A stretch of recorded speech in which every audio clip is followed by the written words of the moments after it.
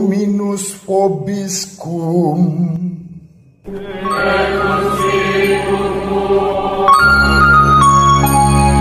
Sahabat peradaban kasih ekologis yang terkasih, selamat berjumpa dalam renungan harian bersama saya Romo Alois Budi Purnomo PR melalui channel ini, Alois Budi Purnomo TV. Semoga panjenengan selalu sehat, tetap semangat tanpa sambat, dan selalu bahagia. Kebahagiaan yang bersumber dari Tuhan Allah kita. Mari kita awali perjumpaan kita dengan bersatu di dalam doa. Kita melanjutkan novena Roh Kudus hari ke-8. Dalam nama Bapa dan Putra dan Roh Kudus. Amin. Ya Bapa, utuslah Roh Kudus memenuhi hati umat-Mu, dan nyalakanlah di dalamnya api cinta-Mu. Utuslah Roh-Mu, maka semuanya akan dicipta kembali, dan Engkau akan membaharui muka bumi.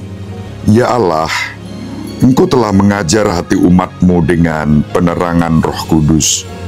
Berilah supaya berkat Roh yang kudus ini, kami senantiasa berpikir benar, bertindak bijaksana, serta selalu bergembira karena penghiburannya. Allah sumber cahaya kekal, Engkau telah membukakan bagi kami jalan menuju hidup kekal dengan memuliakan Putra-Mu dan mengutus Roh Kudus.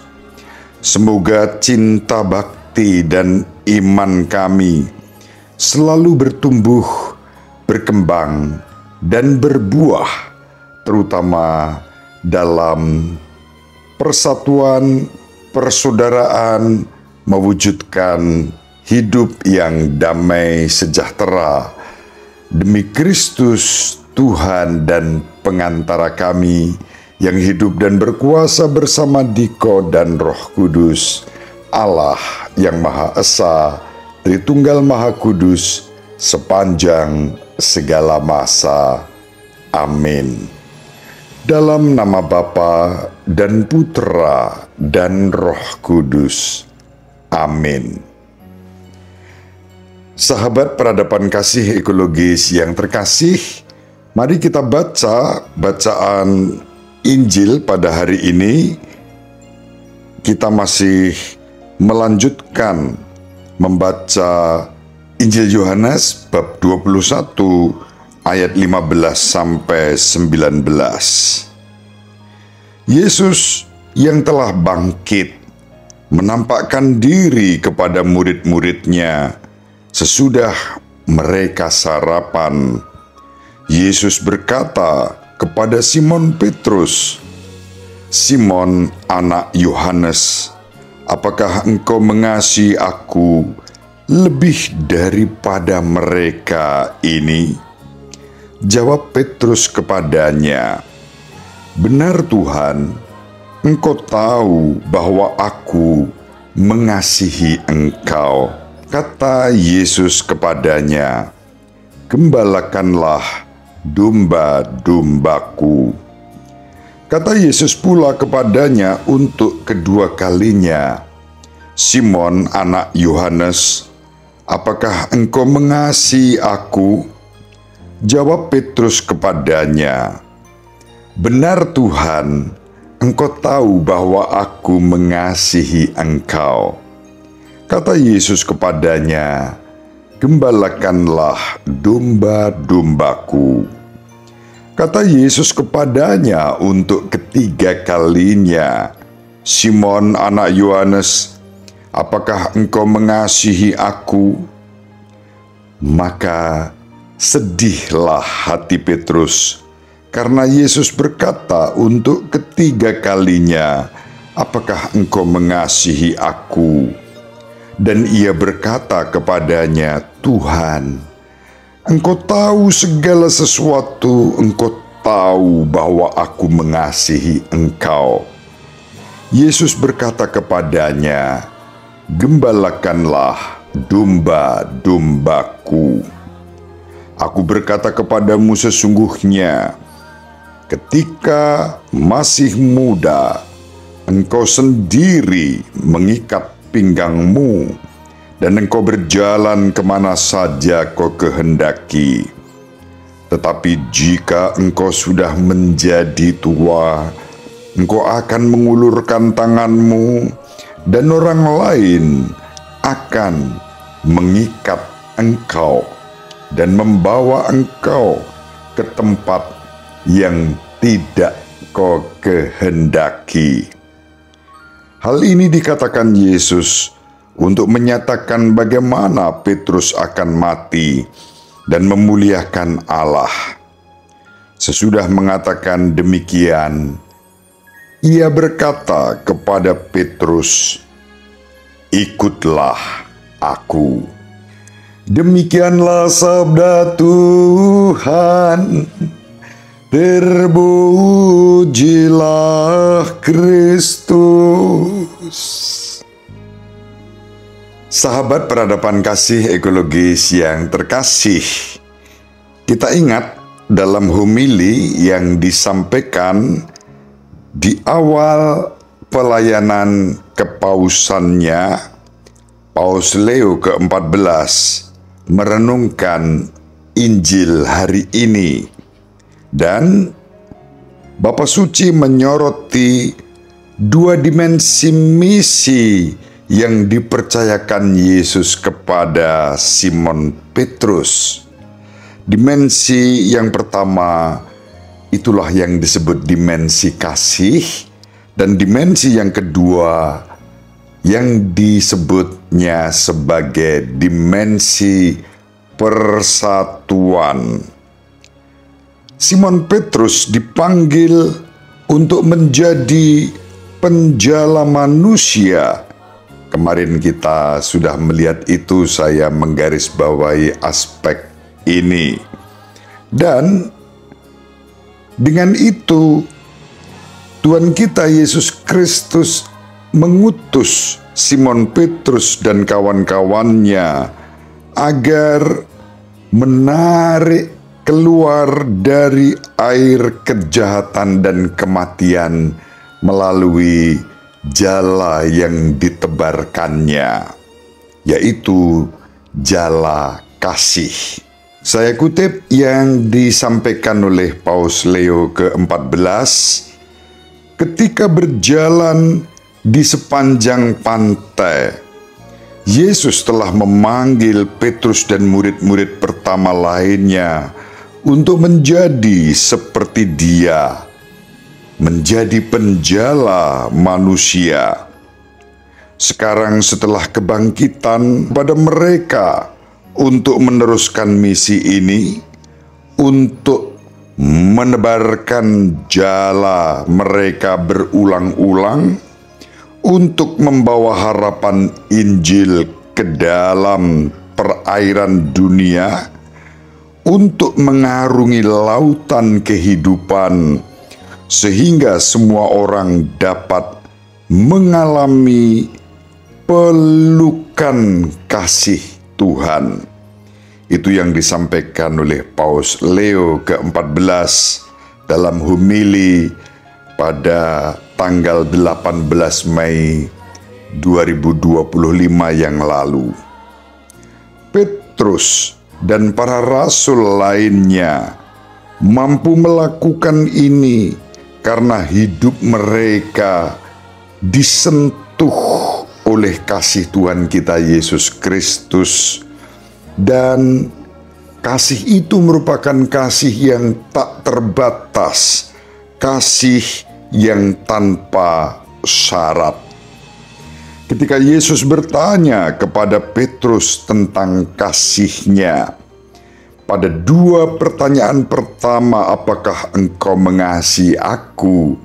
Kata kasih yang dipergunakan oleh Yesus dalam bahasa Yunani diterjemahkan menjadi agape, kasih ilahi. Apakah engkau mengasihi aku, Simon Petrus, dengan kasih ilahi, Kasih ilahi berarti kasih yang sumber dan pola modelnya berasal dari Allah.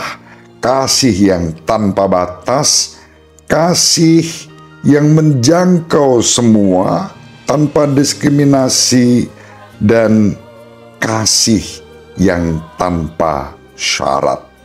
Itulah kata yang dipakai oleh Yesus dalam dua pertanyaan pertama yang memuat dan merujuk pada kasih Yesus sendiri, kasih agape dengan pengorbanan dan kematiannya pada kayu salib, namun disempurnakan dengan kebangkitan.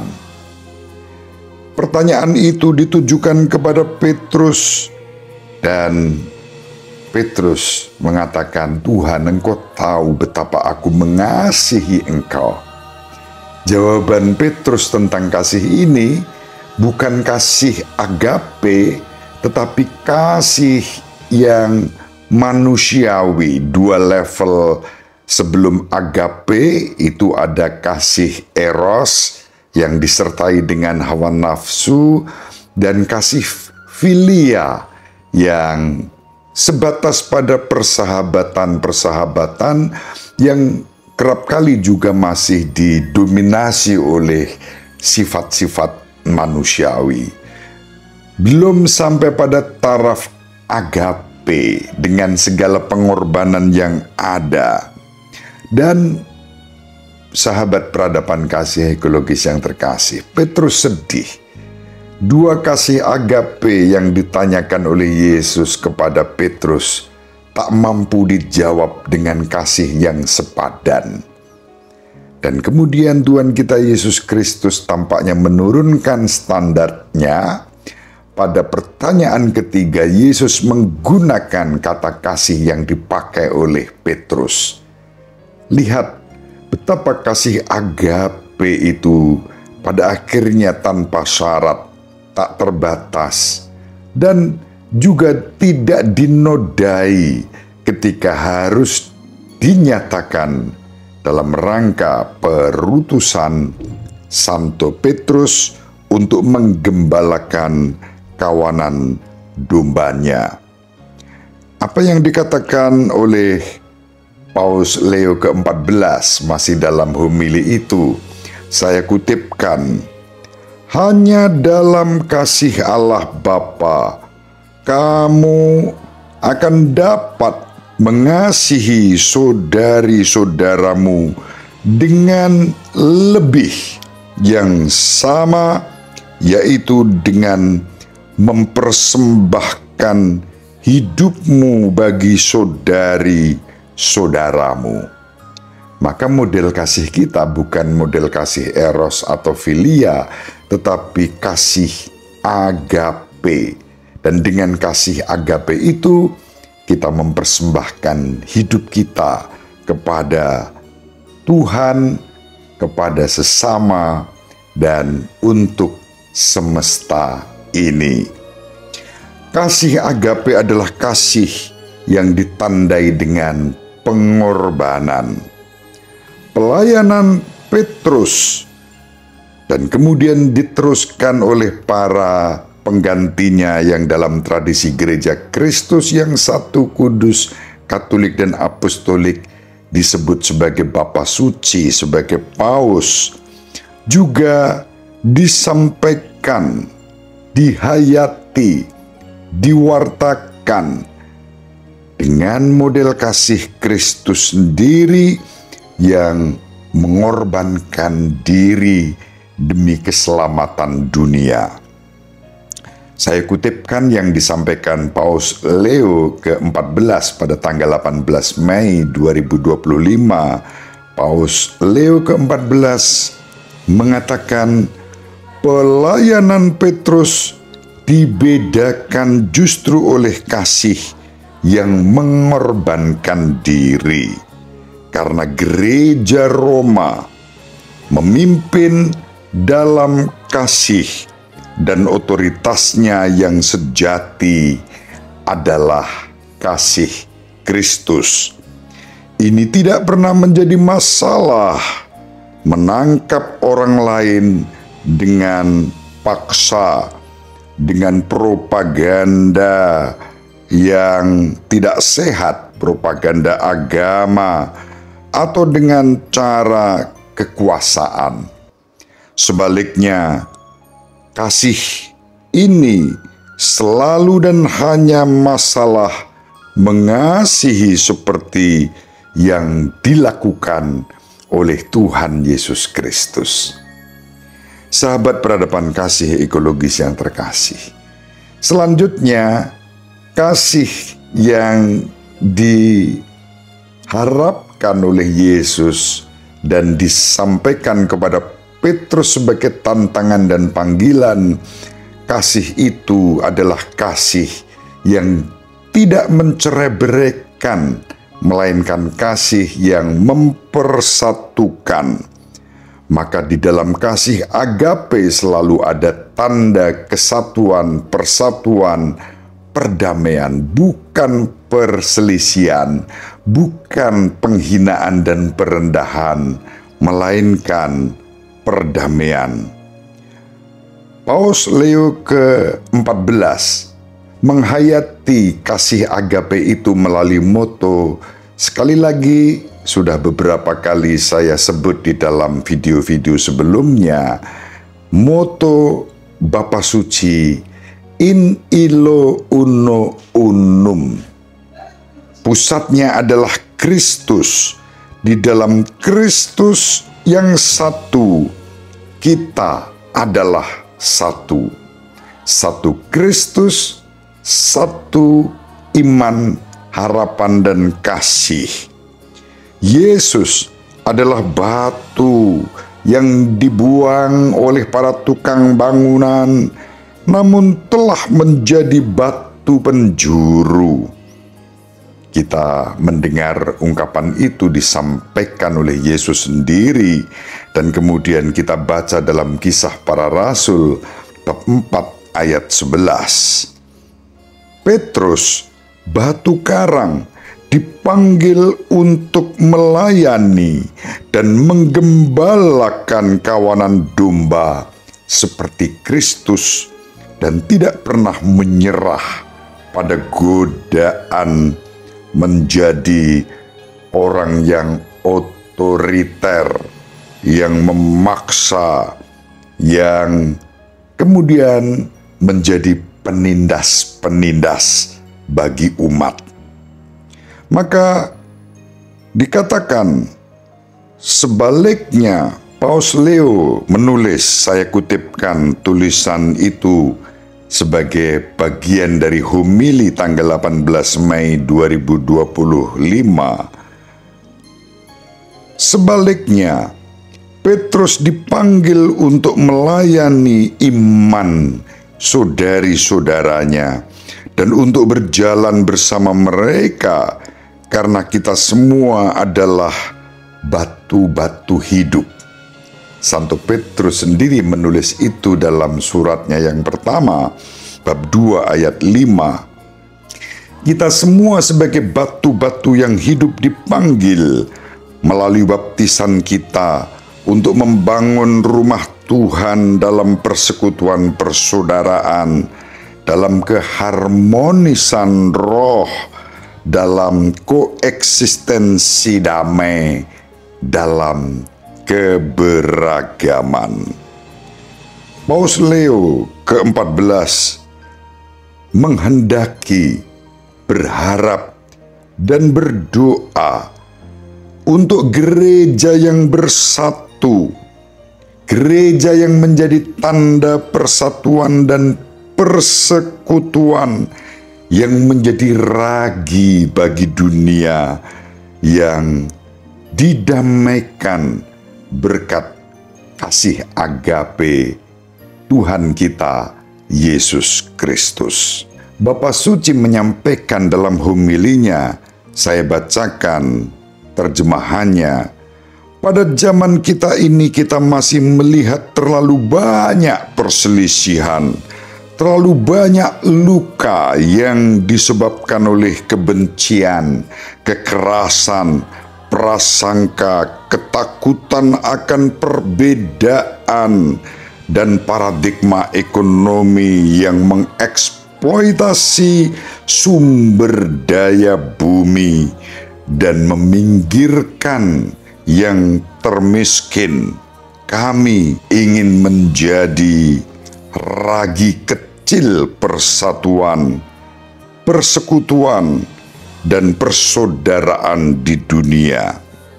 Kami ingin berkata kepada dunia dengan kerendahan hati dan sukacita, pandanglah Kristus, datanglah lebih dekat kepadanya, sambutlah sabdanya yang mencerahkan dan menghibur. Dengarkanlah tawaran kasihnya dan jadilah satu keluarganya dalam satu Kristus. Kita adalah satu. Inilah jalan yang harus diikuti bersama-sama di antara kita sendiri, tetapi juga dengan gereja-gereja Kristen saudari kita, dengan mereka yang mengikuti jalan keagamaan lain, dengan mereka yang mencari Tuhan, dengan semua wanita dan pria yang berkehendak baik untuk membangun dunia baru yang ditandai dengan perdamaian. Sahabat peradaban kasih ekologis yang terkasih, sangat jelas makna dari Injil yang disampaikan kepada kita pada hari ini sebagai warta sukacita diteguhkan oleh refleksi Paus Leo ke-14 yang menghendaki in illo uno unum. Homili beliau tanggal 18 Mei 2025 sangat jelas. Bagian-bagian yang sangat jelas dalam rangka persatuan perdamaian di tengah keberagaman baik gereja-gereja apapun denominasinya maupun agama-agama lain. Kalimatnya jelas. Paus Leo ke-14 menyampaikan sebagai ajaran perdana dalam homili perdananya untuk kita semua. Mari kita menjadi tanda kasih agape yang mempersatukan dan bukan mencerai-beraikan. Semoga bermanfaat. Ibu Maria dan Bapak Yosef selalu mendoakan kita. Semoga sahabat peradaban kasih ekologis yang terkasih bersama seluruh anggota keluarga dimanapun berada dibimbing, dilindungi, dan diberkati oleh Allah yang Maha Kuasa, Bapa dan Putra dan Roh Kudus. Amin. Terima kasih, salam sehat, tetap semangat tanpa sambat, selalu bahagia, kebahagiaan yang bersumber dari Tuhan Allah kita. Salve, shalom, salam sejahtera, berkah dalam.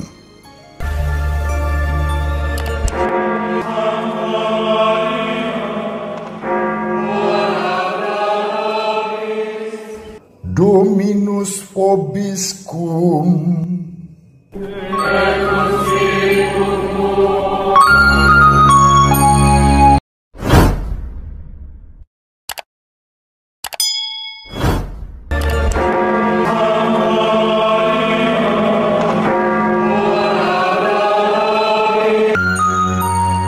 Sahabat peradaban kasih yang terkasih, sampai jumpa pada episode berikutnya. Terima kasih atas kebersamaan kita. Salam peradaban kasih ekologis. Berkah dalam.